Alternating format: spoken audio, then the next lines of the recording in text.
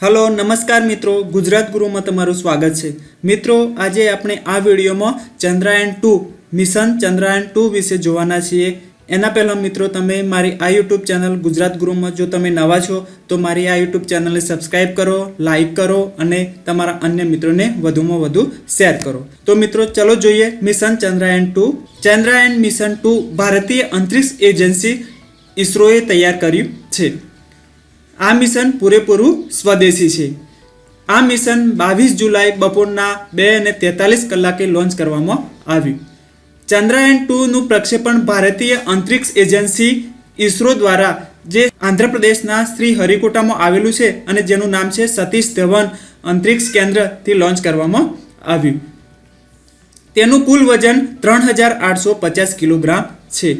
मित्रों, चंद्रयान 2 ना इतिहासनी बात करिए तो 12 नवेम्बर 2007 ना रोज इसरो और रूसनी अंतरिक्ष एजेंसी रोसमोसकोन्सना प्रतिनिधिओए चंद्रयान 2 मिशन पर साथे काम करवा माटे समझूती करार कर्या हता, जेमां ऑर्बिटर अने रोवर तैयार करवानी जवाबदारी इसरोनी हती अने लेंडर तैयार करवानी जवाबदारी रोसकोसमोस कंपनीनी हती।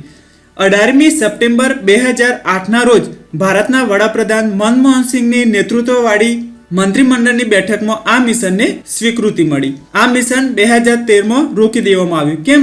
કારણ કે રૂસની જે અંતરિક્ષ એજન્સી કંપની રોસકોસ્મોસ જે હતી એમને જે લેન્ડર તૈયાર કરવાની જવાબદારી આપવામાં આવી હતી તેમને ના પાડી, એના કારણે રોકી દેવામાં આવ્યું અને ફરીથી 2016માં આ મિશનની ફરીથી શરૂઆત કરવામાં આવી અને રૂસી કંપનીને અલગ કરી મિશન તૈયાર કરવાની સંપૂર્ણ જવાબદારી ઇસરોએ જાતે ઉપાડી લીધી। તો આ હતો તેમનો ઇતિહાસ।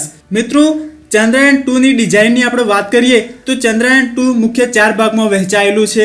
એમાં પહેલો ભાગ છે અંતરિક્ષયાન। જે અંતરિક્ષયાન છે એ રોવર, ઓર્બિટર અને લેન્ડરને અંતરિક્ષમાં લઈ જવાનું કામ કરશે, જેમાં ઓર્બિટર છે, લેન્ડર છે અને રોવર છે। તો મિત્રો આ 4 ભાગો વિશે આપણે આજે જોવાનું છે। તો પહેલો ભાગ છે અંતરિક્ષયાન। મિત્રો આ છે અંતરિક્ષયાન, જેને બાહુબલી રોકેટ પણ કહેવામાં આવે છે અને આ ભારતનું સૌથી શક્તિશાળી અંતરિક્ષયાન છે। અંતરિક્ષયાન ચંદ્રયાન 2 ને પૃથ્વીની કક્ષા સુધી લઈ જશે। તે જીએસએલવી માર્ક 3 ના નામથી ઓળખવામાં આવે છે। મિત્રો આ જે અંતરિક્ષયાન છે તેને જીએસએલવી માર્ક 3 ના નામથી ઓળખવામાં આવે છે। તેમાં ઈંધણ રૂપે હાઇડ્રોજન અને ઓક્સિજનને લિક્વિડ સ્વરૂપે ભરવામાં આવે છે। તેને બાહુબલી રોકેટથી પણ ઓળખવામાં આવે છે। કેમ? કારણ કે આ ભારતનું સૌથી શક્તિશાળી રોકેટ છે। આગળ આપણે વાત કરીએ મિત્રો તો ઓર્બિટર। તો ઓર્બિટર શું કામ કરશે? ઓર્બિટર ચંદ્રની સપાટીથી 100 કિલોમીટરની ઊંચાઈ પર રહી અને ચંદ્રની પ્રદક્ષિણા કરશે। તેમાં હાઈ રિઝોલ્યુશન કેમેરા લગાવવામાં આવ્યા છે, જે લેન્ડર જ્યારે ઓર્બિટરથી અલગ પડશે ત્યારે લેન્ડરની લેન્ડ થવાની જગ્યાના હાઈ રિઝોલ્યુશન ફોટા ઇસરોને મોકલશે। મિત્રો આગળ આપણે વાત કરીએ લેન્ડરની। તો બાજુમાં જે તમને ચિત્ર દેખાય છે એ લેન્ડરનું ચિત્ર છે, જે ચંદ્રની સપાટી પર ઉતરવાનું કામ કરશે। લેન્ડર રોવરને સાથે રાખીને ચંદ્રની સપાટી પર ઉતરશે। તેનું નામ ડોક્ટર વિક્રમભાઈ સારાભાઈના નામ પરથી વિક્રમ લેન્ડર આપવામાં આવ્યું છે। તેનું કુલ વજન 1471 કિલોગ્રામ છે। જે આ લેન્ડર છે એ લેન્ડરની અંદર રોવર આવેલું છે અને જ્યારે આ ચંદ્રની સપાટી પર લેન્ડ કરશે ત્યારે તેમાંથી રોવર બહાર નીકળશે। મિત્રો તેની પ્રારંભિક ગોઠવણી અમદાવાદ સ્પેસ સેન્ટરમાં કરવામાં આવી હતી। આગળ આપણે વાત કરીએ રોવરની। તો મિત્રો બાજુમાં જે તમને ચિત્ર દેખાય છે એ ચિત્ર રોવરનું છે અને ચંદ્રયાન મિશન 2 માં સૌથી વધારે મહત્વનું કામ આ રોવરનું છે। રોવરનું નામ પ્રજ્ઞાન રોવર રાખવામાં આવ્યું છે। તેનું કુલ વજન 27 કિલોગ્રામ છે। તે સૌર ઉર્જાથી ચાલશે અને તે 50 કિલોવોટ વીજળી ઉત્પન્ન કરી શકે છે। તે ચંદ્રની સપાટી ઉપર ફરશે અને ત્યાં ખનિજો અને પાણી વિશે જાણકારી મેળવશે। તેની અવધિ 14 દિવસ છે। મિત્રો અત્યાર સુધી ચંદ્રની સપાટી પર લેન્ડ કરવામાં 3 દેશો સફળ થયા છે, અમેરિકા, રૂસ અને ચીન। આપણો દેશ ચોથો બનશે। જ્યારે ચંદ્રની સપાટી પર પ્રજ્ઞાન રોવર લેન્ડ કરશે તો ચંદ્રની સપાટી પર સફળ લેન્ડ કરવામાં આપણો ચોથો દેશ બની જશે। મિત્રો આગળ આપણે વાત કરીએ કે આ મિશન કાર્ય કઈ રીતે કરશે। તો બાજુમાં જે તમને ચિત્ર દેખાય છે કે પૃથ્વી અને ચંદ્રનું ચિત્ર દેખાય છે। તો સૌપ્રથમ જે ચંદ્રયાન મિશન 2 છે એ પૃથ્વીની ચક્કર લગાવશે 23 દિવસ સુધી। એ આપણે જોઈએ તો ચંદ્રયાન સૌપ્રથમ 23 દિવસ સુધી પૃથ્વીની પ્રદક્ષિણા કરશે। ત્યારબાદ તે ચંદ્ર પર પ્રયાણ કરશે, તેમાં તે 5 દિવસ લગાડશે।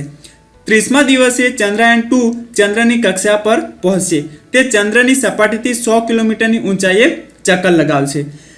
43મા દિવસે લેન્ડર ચંદ્રની સપાટી પર ઉતરવા ઓર્બિટરથી અલગ થશે અને 48મા દિવસે તે ચંદ્રની સપાટી પર ઉતરશે. તે ચંદ્રની દક્ષિણ ધ્રુવ પર મેનેજીનસ સી અને સિમ્પેલિયસ એન કરેટરો વચ્ચે ઉતરશે અને ચંદ્ર ઉપર ઉતર્યા પછી રોવર 14 દિવસ કામ કરશે અને ઈસરોને માહિતી મોકલશે. મિત્રો, બાજુમાં જે તમને ચિત્ર દેખાય છે એ ચિત્ર ચંદ્રયાન-2 નો રૂટ છે અને આ રીતે આખું ગોળ ગોળ ફરી અને ચંદ્રયાન-2 છેવટે સફળ લેન્ડિંગ, આ રીતે તમને જે ચિત્ર દેખાય છે એ ચિત્રમાં તમે જોઈ શકો છો કે પૃથ્વીની આજુબાજુ 23 દિવસ સુધી ચંદ્રયાન-2 ચક્કર લગાવશે અને છેવટે પછી 23 દિવસ પછી એ ચંદ્ર સુધી પહોંચવા માટે 5 દિવસનો સમયગાળો લેશે અને ચંદ્રની કક્ષા સુધી પહોંચ્યા પછી પણ તે ગોળ ગોળ ચંદ્રની કક્ષામાં ચક્કર લગાવશે અને અંતે જે આપણું લેન્ડર છે તે ઓર્બિટરથી અલગ પડી અને ચંદ્રની સપાટી પર પ્રયાણ, અને આ બધી ઘટનામાં કુલ 48 દિવસ